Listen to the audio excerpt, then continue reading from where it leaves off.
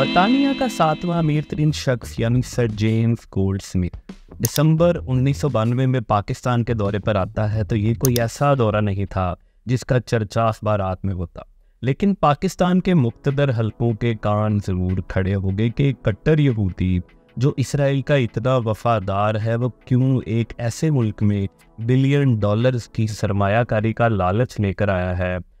معلوم ہوا کہ وہ کراچی کے ساحل پر کسینو بنا کر جوئے کے کاروبار کو شروع کرنا چاہتا ہے، سٹاک مارکیٹ میں اربوں کی سرمایہ کاری کرنا چاہتا ہے، مگر پھر کیوں اس کا خواب پورا نہ ہو سکا، اور پھر اس نے عمران خان کو وزیر اعظم بنانے کے لیے اپنی ساری دولت خرچ کرنے کا اعلان کر دیا۔ جستجو میں آج ہم عمران خان کے سابق سسراں جہانی سر جیمز گولڈ سمتھ کی داستان حیات میں یہ بھی جاننے کی کوشش کریں گے کہ 1992 میں پاکستان کے کاروبار میں گھسنے میں وہ کیوں ناکام ہوئے، اور پھر کیسے حیران کن طور پر اسی یہودی بلینئر کی بیٹی سے صرف چند سال بعد 1996 میں پاکستانی سٹار کرکٹر عمران خان کی شادی ہو گئی۔ وہ عمران خان جو سیاست سے نفرت کرتا تھا، سر جیمز گولڈ سمتھ کا داماد بننے کے ساتھ ہی کیوں اس نے سیاست میں انٹری لینی شروع کر دی؟ عمران خان کے سسر کا خاندانی تعارف کیا تھا؟ ہٹلر نے کیسے کروڑ پتی گولڈ شمٹ خاندان کو کنگلا کر دیا؟ گولڈ سمتھ کا مشہور یہودی خاندان روتشائلڈ کے ساتھ کیا تعلق تھا؟ اسرائیلی اور یہودی تنظیموں میں جیمز گولڈ سمتھ کا کیا مقام تھا؟ گولڈ سمتھ کیسے برطانیہ کا امیر ترین شخص بنا؟ کیا وہ عمران خان سے بھی بڑا پلے بوائے تھا؟ اس کی کتنی شادیاں اور ناجائز بچے تھے؟ اس نے کیسے سٹاک مارکیٹ ڈوبنے سے پہلے ساری رقم نکلوا لی؟ اور سب سے بڑھ کر کیا جمائمہ 4 سال کی عمر میں ہی اپنے والدین کی شادی میں بطور لو چائلڈ شریک ہوئی تھی؟ And vulgarity is to some degree a sign of vigor. It means that new people coming from nowhere are making it.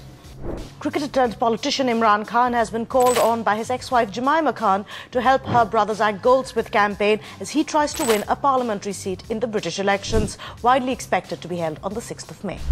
A piece of advice. Campaign actively for the right to vote in a referendum on my street. Zach is like a younger brother. And is one of the only politicians in the world who I know who is not corruptible. What is this nonsense? Because we are worshipping the wrong god, economic index. You can get off back to Mexico knowing your attempt to buy the British political system has failed. Imran's a very proud man and he would never accept 1 penny from my father. Sir James gold Smith ایک کٹر یہودی تھا، مشہور یہودی فلسفے، culture اور دنیا ایک اکائی ہے پر یقین رکھتا تھا۔ وہ ڈوبتی ہوئی کمپنیوں کو خرید کر انہیں کامیاب کر کے دوبارہ فروخت کر کے بھاری منافع کماتا۔ لندن کے بڑے پلے بوائز میں سے ایک تھا، اس کے درجنوں ناجائز بچے اور گرل فرینڈز تھی، مگر جب اسے معلوم ہوا کہ اس کی بیٹی ایک پاکستانی کرکٹر عمران خان سے شادی کرنا چاہتی ہے تو اس کے پاس حامی بھرنے کی کوئی ایک وجہ بھی نہیں تھی۔ عمران خان مشہور تھا، اس کی طرح پلے بوائے تھا، اس کے پاس لندن میں ایک فلیٹ بھی تھا، مگر اس کے باوجود یہ کوئی ایسا سی وی نہیں تھا کہ جیمز گولڈ سمتھ اسے اپنی دامادی میں قبول کرتا۔ لیکن حیران کن طور پر ایسا ہوا، عمران خان سر جیمز گولڈ سمتھ کے داماد بنے، اور وہ عمران خان جو شادی سے پہلے سیاست سے نفرت کرتے تھے وہ فوراً یعنی جیمز گولڈ سمتھ کا داماد بنتے ہی سیاست میں آ گئے، بلکہ انہوں نے انتخابات میں حصہ لے کے اپنی سیاسی سفر کا آغاز بھی کر دیا، اور اس کے سسر نے یہ اعلان بھی کر دیا کہ چاہے اس کی ساری دولت جو اس وقت تقریباً 2.5 بلین ڈالر تھی خرچ ہو جائے، مگر وہ ہر صورت عمران خان کو وزیر اعظم بنوائے گا۔ پاکستان میں کانسپریسی تھیوریز کا راج ہمیشہ رہا ہے، لیکن یہ بھی ایک حقیقت ہے کہ آج پاکستان جس بدحالی کا شکار ہے اس کے پیچھے ضرور کوئی طویل سازش کار فرما رہی ہوگی، اور اس سازش کے اہم کردار سر جیمز گولڈ سمتھ کی داستان حیات میں بڑھنے سے پہلے یہ لازم ہے کہ ہم یہ جاننے کی کوشش کریں کہ اس کا تعارف کیا تھا اور وہ عمران خان اور پاکستان تک کیسے پہنچا۔ برطانیہ کے 2 امیر ترین خاندان گولڈ شمٹ اور روتشائلڈ کے نام سے کون واقف نہیں ہے؟ یہ خاندان جدید معاشی نظام کے بانی اور دنیا کی بڑی دولت کے مالک ہے۔ فرینک گولڈ سمتھ ارب پتی بزنس مین اور سیاستدان تھے. انہوں نے برطانیہ میں رہائش کے بعد اپنے خاندان کے سر نیم یعنی گولڈ سمتھ کو گولڈ سمتھ میں تبدیل کر دیا. برطانوی رکن پارلیمنٹ رہے اور فرانس میں 48 ہوٹلوں کی ایک چین بنائی جس میں مونٹی کارلو میں ہوٹل دا پیرس، کنیز میں کارلٹن اور پیرس میں لوٹی جیسے ہوٹل شامل تھے. انہوں نے جیروزلم میں کنگ ڈیوڈ ہوٹل بھی بنایا. انہی سر فرینک کے گھر 26 فروری 1933 کو جیمز گولڈ سمتھ پیدا ہوا. جمی کا ابتدائی بچپن فرانس میں ہی گزرا، مگر دوسری جنگ عظیم شروع ہوئی اور اس خاندان کو ہٹلر سے اپنی جان بچانے کے لیے اپنے سارے ہوٹل اور پراپرٹی چھوڑ کر فرانس سے بھاگنا پڑا. جمی کے ذہن میں شاید وہ مناظر ساری عمر نہ دھل سکے ہوں جب گولڈ سمتھ خاندان نے فرانس سے نکلنے والے آخری بحری جہازوں میں بھاگ کر اپنی جان بچائی. ان جہازوں میں انسانوں کا جمع غفیر تھا، انسانی المیہ نے پورے عروج پر تھا اور یہ خاندان جان بچاتے ہوئے بہاماس کی طرف نکل گیا. جیمز گولڈ سمتھ کے یہ واقعات یقیناً یہودیوں کو ایک مظلوم قوم اور پیسے کو دنیا کی سب سے بڑی طاقت بنا چکے تھے. لڑکپن کا زیادہ حصہ عمارت میں نہیں گزرا، مگر اس کے والد کی وجہ سے انہیں غربت کا سامنا نہیں کرنا پڑا. مگر جیمز کو یہ معلوم تھا کہ اب اسے اپنی تقدیر خود بنانی ہے. ابھی اس کی عمر 16 سال تھی جب اس نے گھوڑوں کی ریس پر جوا لگایا اور 8,000 پاؤنڈ کی رقم جیتی.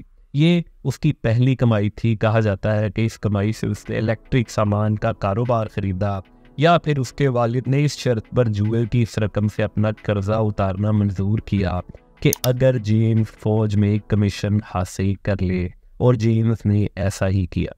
مگر 1953 میں جیمز گولڈ سمتھ نے فوج چھوڑ دی اور یہ فیصلہ کیا کہ وہ اب کاروبار کرے گا اور کروڑ پتی بنے گا. مگر یہی وہ سال تھا جب وہ پہلی بار خبروں میں آیا اور دنیا اس کے نام سے واقف ہوئی. جیمز نے ہسپانوی شاہی خاندان کی شہزادی اور کروڑ پتی انٹینیو پنٹو کی بیٹی ایزابیل پنٹو سے محبت کی اور شادی کے لیے جب جیمز ایزابیل کے والد کے پاس پہنچے تو انہوں نے سختی سے رد کر دیا. تو جیمز اور ایزابیل فرار ہو کر فرانس پہنچ گئے. مگر افسوسناک طور پر محبت کی یہ شادی زیادہ عرصے نہ چل سکی. ایزابیل 7 ماہ کی حاملہ تھی جب اس کو برین ہیمریج ہوا اور وہ اس بیماری سے زندگی کی بازی ہار گئی اور سی سیکشن کے ذریعے اس کی بیٹی اس دنیا میں لائی گئی. جیمز کو اپنی اس بیٹی سے ہمیشہ بہت پیار رہا. اس نے اس بیٹی کا نام بھی اپنی مرحومہ بیوی کے نام پر ایزابیل رکھا اور اپنی جائیداد کا ایک بڑا حصہ اس کے نام کیا، جس سے اب وہ میکسیکو میں ایک 4 اسٹار ہوٹل چلا رہی ہے اور آرٹ کی ایک بڑی کلیکٹر ہے. جیمز نے اپنے کاروباری سفر کا آغاز ادویہ سازی کے بزنس سے کیا اور وہ کیسے کروڑ پتی بنا، یہ واقعی ایک شاندار اور موٹیویشنل کہانی ہے. مگر جیمز کی یہودی کاز کے لیے محنت اور اس کے ساتھ ساتھ اس کے معاشقے اس سے بھی زیادہ دلچسپ رہے ہیں. جیمز گولڈ سمتھ کا قول اس کے دوستوں میں بہت مشہور تھا کہ جب تم اپنی داشتہ سے شادی کر لو تو سمجھو کہ داشتہ والی اسامی اب خالی ہو چکی ہے. جیمز کی آزادانہ زندگی کے بارے میں ہم آپ کو بتا چکے ہیں، مگر اس نے دوسری شادی اپنی فرانسیسی سیکٹری جینٹ لیری سے 1963 میں اس وقت کی جب ان کے لو چائلڈ بیٹے کی عمر 4 سال ہو چکی تھی. شادی کے بعد ایک بیٹی ایلیکس پیدا ہوئی. جینٹ خوش تھی کہ شاید اب جیمز اسی کا بن کر رہے گا، مگر اس وقت اسے شدید جھٹکا لگا جب اسے معلوم ہوا کہ جیمز ان دنوں اینابیل نامی ایک خاتون کے ساتھ تعلقات میں ہے اور ان ناجائز تعلقات کے نتیجے میں ایک بیٹی بھی پیدا ہو چکی ہے جس کا نام جمائما گولڈ سمتھ تھا.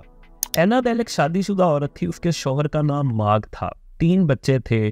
خوشحال گھرانہ تھا. اینابیل کا اپنا خاندان امیر تھا اور مارک بھی عمرہ میں شامل ہوتا تھا.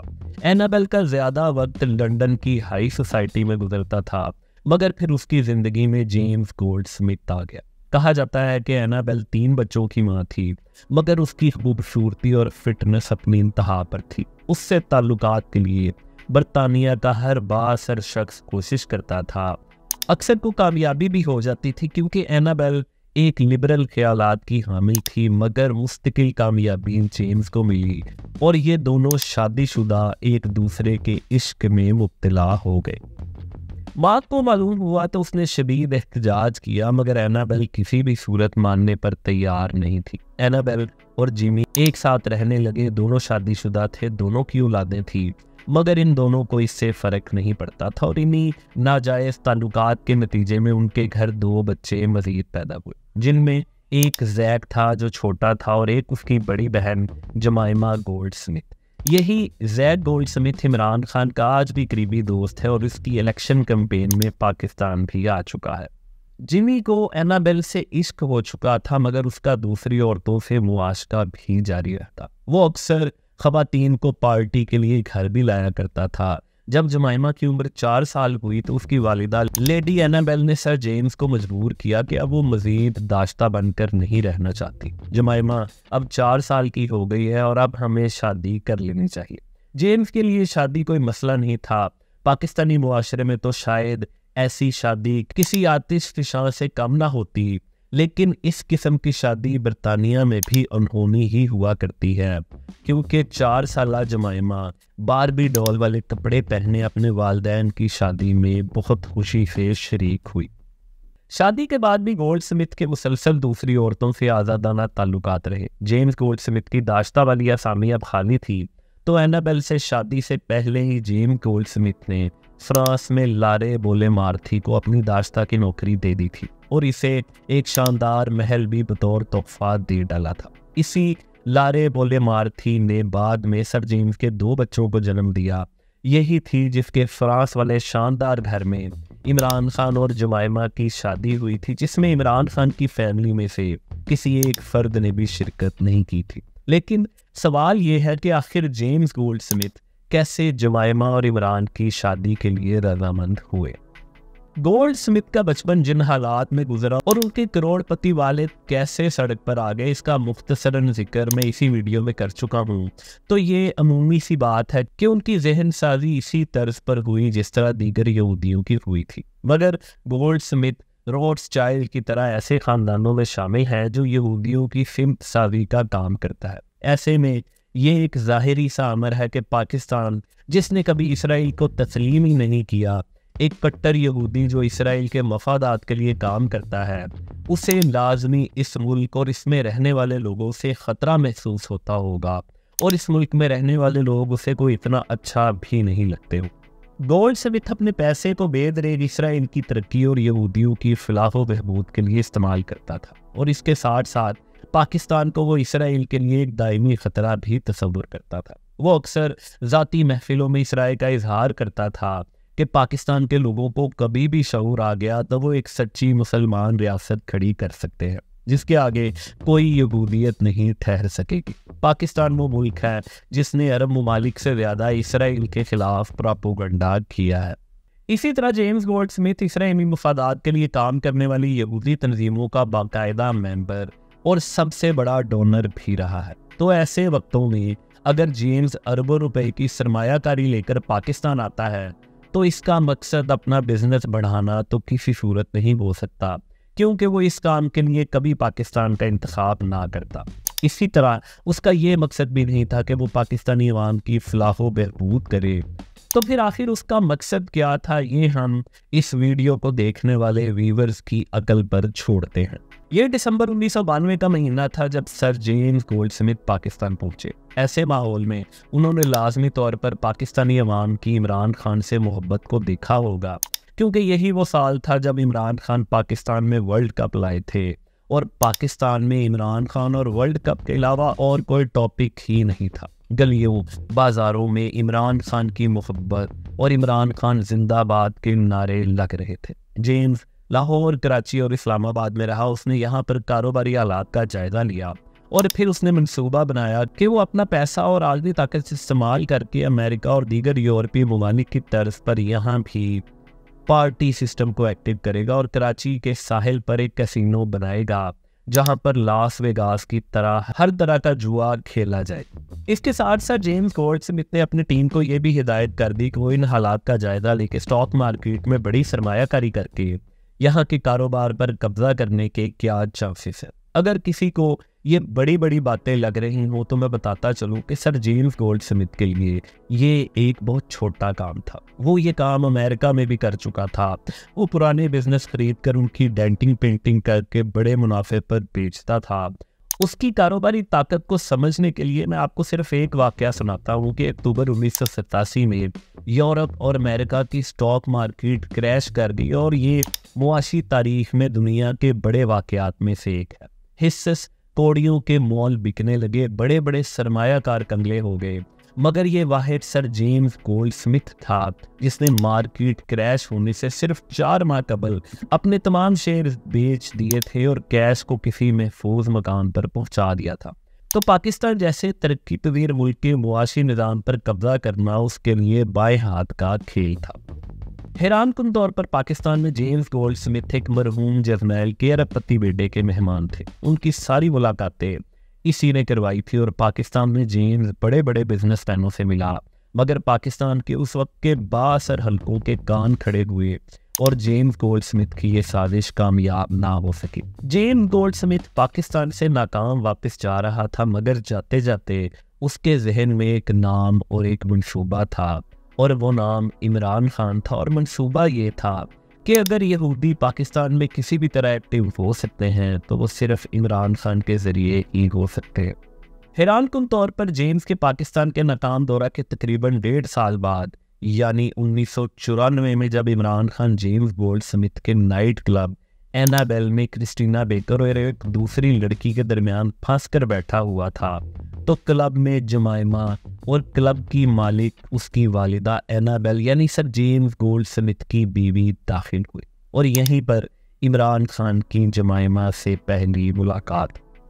کسی کو یہ حیران کن لگے نہ لگے، لیکن میرے لیے یہ ضرور حیرانی کی بات ہے کہ جمائمہ اور عمران کی ملاقات سر جیمز کے نائٹ کلب میں ہوئی۔ یہی وہ دن تھا جب عمران خان کی زندگی میں جمائمہ داخل ہوئی، اور حیران کن طور پر وہ جمائمہ جس کے پیچھے پورا لندن پاگل تھا اور برطانیہ کے اخبارات میں اس کی لمبی ٹانگوں کی خوبصورتی کے چرچے آئے روز چھپتے تھے، وہ پہلی ملاقات میں ہی عمران خان سے متاثر ہو گئی اور چند روز بعد وہ عمران خان کے فلیٹ میں منتقل ہو چکی تھی اور وہیں رہ رہی تھی۔ عمران خان اسے لے کر پاکستان کے ایک دورے پر آیا، جیسے وہ اپنی اکثر گوری گرل فرینڈز کو لے کر آتا تھا، اور اسی وجہ سے عمران خان کے والد اپنے بیٹے کی اس بے راہ روی کی وجہ سے انہیں ناپسند بھی کرتے تھے، اور گھر آنے والے اکثر لوگوں کو یہ مشورہ دیتے نظر آتے تھے کہ وہ ان کے بیٹے کو ہیرو بنانے کی بجائے کوئی چرچ کا کام کرے۔ حیران کن طور پر جب جمائمہ اور عمران خان کی شادی کا آئیڈیا جیمز گولڈ سمتھ کے سامنے آیا تو اس کا رد عمل بھی بہت عجیب اور حیران کن تھا۔ اگر کسی کا یہ خیال ہے کہ اسلام دشمن اور پاکستان دشمن جیمز گولڈ سمتھ نے اس لیے عمران خان کو اپنی دامادی میں لیا کہ وہ دونوں ایک جیسے تھے، پلے بوائے تھے، لڑکیوں کے شوقین تھے، پارٹی میں مصروف رہتے تھے، دونوں مشہور لوگ تھے، دونوں بزرگی میں بھی کم سن خواتین کو اٹریکٹ کرنے کی صلاحیت سے مالا مال تھے، اور اسے عمران خان میں کوئی کرنٹ نظر آیا ہوگا یا عمران خان میں اسے اپنی جوانی کا لڑکا نظر آیا ہوگا، تو ایسا درست معلوم نہیں ہوتا۔ اگر ہم جیمز گولڈ سمتھ کی زندگی کے فیصلوں پر نظر ڈالیں تو یہ ناممکن نظر آتا ہے کہ وہ اپنی مرضی کے خلاف کبھی کوئی فیصلہ تسلیم کر لے۔ یعنی اگر جمائمہ اسے یہ کہتی کہ وہ عمران خان سے اس کی مرضی کے خلاف شادی کرے گی تو سر جیمز گولڈ سمتھ اپنی طاقت استعمال کر کے یہ کبھی نہ ہونے دیتا، اور اگر ایسا ہو بھی جاتا تو پھر جیمز گولڈ سمتھ ہمیشہ کے لیے اپنی بیٹی کا بائیکاٹ بھی کر دیتا، اور اس کے لیے کوئی مشکل نہیں تھا کیونکہ اس کی کئی بیویاں اور درجنوں بچے تھے۔ لاجیکلی سوچا جائے تو جیمز گولڈ سمتھ کے لیے عمران کا رشتہ قبول کرنا اس لیے بھی بہت مشکل تھا کہ وہ ایک کٹر یہودی تھا اور خاص طور پر پاکستان مخالف تھا، کہ آخر سر جیمز گولڈ سمتھ نے عمران کا رشتہ کیوں قبول کر لیا۔ اس نے اپنی یہودی تنظیموں اور اعلیٰ یہودی عہدیداروں کو کیا کہہ کر اس رشتے پر صفائی دی ہوگی اور اپنے آپ کو کلیئر کیا ہوگا کہ وہ ایک پاکستانی مسلمان کو اپنا داماد بنا رہا ہے۔ وہ عمران خان جو بطور پلے بوائے لندن کی خواتین کو استعمال کرتا تھا، اور عین اسی وقت میں جب وہ پاکستان آتا تو لندن کی خواتین کی بے شرمی پر انہیں تنقید کا نشانہ بھی بناتا نظر آتا۔ وہی عمران خان جو خود یورپ میں عیاشی کرتا مگر پاکستان میں آ کر اپنے کالموں اور بیانات میں لوگوں کو یورپ سے نفرت کا درس دیتا، وہ گولڈ سمتھ جو برطانیہ کا وزیر اعظم بننے کا خواب دیکھ رہا تھا، جو فرانس کے انتخابات میں بڑی فنڈنگ کر کے یورپی یونین میں اہم مقام ملنے کا خواہاں تھا، تو یہ آسمان اور زمین کیسے مل گئے؟ جب جمائمہ نے پہل اپنے والد سے اس رشتے کی بات کی تو اس کا رد عمل ظاہری طور پر بہت سخت تھا، لیکن یہ ایک ڈرامہ تھا، کیونکہ اگر وہ اتنا ہی غصے میں تھا تو پھر جھاگ کی طرح کیوں بیٹھ گیا اور کیوں ایک روز عمران کو لندن والے گھر میں ملنے کے لیے بلا لیا، جہاں سامنے بیٹھے ہوئے عمران کو جیمز نے کہا، میں یہودی ہوں، میرا مذہبی حلقے میں ایک الگ مقام ہے، اسی طرح پاکستان میں تمہارا ایک مقام ہے، اس لیے اس شادی کی صورت میں ہم دونوں کو اپنے اپنے مذاہب کے لوگوں کی تنقید کا سامنا کرنا پڑے گا۔ مخالفت کی وجہ سے شادی میں مشکلات پیدا ہوں گی، اس لیے اس شادی کا خیال ترک کر دینا چاہیے، لیکن اگر شادی کرنا بھی پڑے تو جمائمہ کا مذہب تبدیل نہ کروایا جائے۔ عمران خان نے اپنا دو ٹوک موقف اس انداز میں دہرایا، میری قوم ایک عیسائی لڑکی سے شادی کسی صورت قبول نہیں کرے گی، اس لیے جمائمہ کا مسلمان ہوئے بغیر شادی کرنا ممکن ہی نہیں۔ جمائمہ کا اس ملاقات میں موقف تھا، میں اسلام قبول کرنے کا فیصلہ کر چکی ہوں، یہ میرا حق ہے، میں اپنی مرضی سے ایسا کر رہی ہوں، اس لیے اس پر اعتراض نہ کیا جائے۔ یہاں پر میں یہ واضح کرتا چلوں کہ سر جیمز گولڈسمتھ کٹر یہودی تھا تو ان کی جو اہلیہ اینابیل تھی وہ کٹر عیسائی تھی، اور جمائمہ نے بلوغت کے بعد یعنی ہوش میں آنے کے بعد عیسائی مذہب پر قائم رہنے کا فیصلہ کیا تھا۔ یہ ملاقات کسی نتیجے پر پہنچے بغیر ختم ہو گئی، مگر چند روز بعد جمائمہ نے عمران کے فلیٹ پر آ کر اس کو بتایا کہ اس کے والد اس شادی کے لیے مان چکے ہیں۔ وہ جیمز گولڈسمتھ جس کی درجنوں اولادیں تھیں اور جن میں جمائمہ سمیت زیادہ تر شادی کے بغیر پیدا ہوئی تھی، جیمز کی طرف سے اپنی ایک بیٹی کی شادی کے لیے اتنا تردد بہت معنی خیز لگتا ہے۔ شادی کے بعد سر جیمز گولڈسمتھ کا یہ بیان بھی پاکستانی میڈیا کی زینت بنا کہ وہ عمران خان کو وزیر اعظم بنوا کر دم لیں گے، چاہے اس کے لیے انہیں اپنی ساری دولت بھی خرچ کرنی پڑے۔ جیمز گولڈسمتھ تو شادی کے 1 سال بعد یعنی 1997 میں ہی دنیا سے کوچ کر گئے، مگر عمران خان کو وزیر اعظم بنانے کا یہ وعدہ ان کی بیٹی جمائمہ نے ضرور پورا کیا۔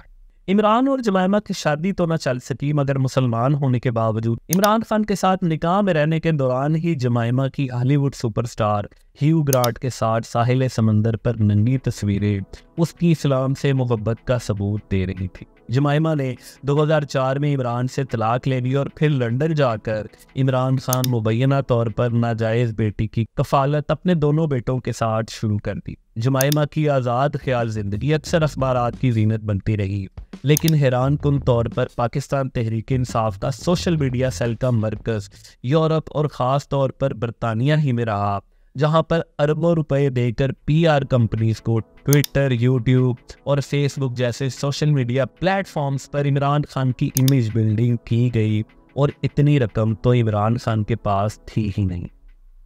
جمائمہ اکثر پی ٹی آئی کے حامی لوگوں کے ساتھ تقاریر میں نظر بھی آیا کرتی ہیں، اور اس طرح انہوں نے اپنے والد کا یہ خواب پورا کیا کہ عمران خان کو پاکستان کا وزیر اعظم بنوانا ہے۔ اب یہ راز تاریخ کھولے گی کہ ان کے وزیر اعظم بننے سے پاکستان کو کیا نقصانات ہوئے اور پاکستان دشمنوں کو کیا فوائد ملے۔